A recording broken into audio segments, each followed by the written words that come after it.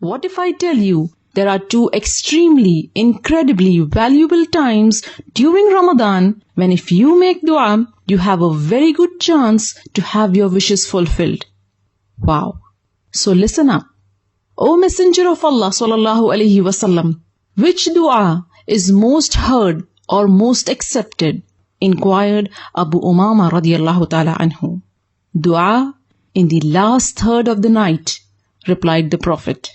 This is the time before Fajr. So why is this time so special? Because Allah subhanahu wa ta'ala has specified this hour for His majestic descent. He descends every night to the lowest heaven and calls out to those who will invoke Him. Yet this is the time when we are the most negligent, because we are fast asleep and it's not easy to leave the comfort of your bed and choose to wake up and make dua. You won't do this unless you have a persuasive ikhlas, sincerity and an overwhelming raghaba, desire. You won't leave your coziness unless you truly believe and are sure and confident that Allah will respond to you when you call upon Him at this hour. You won't leave your slumber unless you are truly sincere and genuine to get what you want. You won't leave your relaxation unless you are heartfelt in your tawbah and seeking forgiveness. So when you display this unwavering ikhlas and raghbah and abandon your bed to invoke your Rabb at this time, Allah promises a sure, positive response to your call. He comes down to the lowest heaven and says, "Who will call upon me so that I may answer him?" Allah has promised to give you what you ask of Him at this time. He says, "Who will ask me so that I may give him?" He has promised to forgive you if you ask His forgiveness at this hour. He says, "Who will seek my forgiveness so that I may forgive him?" So this is an incredibly honorable and special time which you should not miss. At least not during Ramadan, because the virtues of this great month make this hour more special and virtuous. And surely it is easier to catch up with this time during Ramadan than outside it, because you do get up for suhoor, don't you? Pre-dawn meal is a sunnah, and the Prophet ﷺ encouraged taking suhoor. He said, eating suhoor is barakah, blessing. So do not miss it even if you take a sip of water. Suhoor is important because it gives you the strength you need to worship Allah throughout the day, for the salat, the Quran and the zikr. In Ramadan, a starving person cannot perform well. He is sluggish and there is no enthusiasm and the heartiness which is required to rightly perform the fast. Because fasting is not just keeping away from eating and drinking. You also have to keep away from bad language and immoral behavior.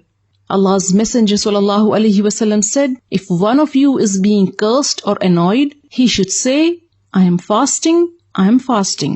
And suhoor helps you in keeping up with these etiquettes because it protects you from intense hunger.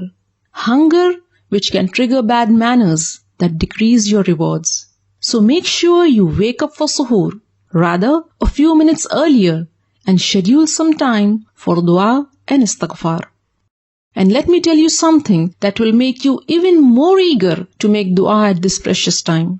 In the Quran, when Allah praised His believing slaves, those who will enter Jannah and live therein forever, He mentioned that one of their distinctive qualities is that they used to seek forgiveness before dawn.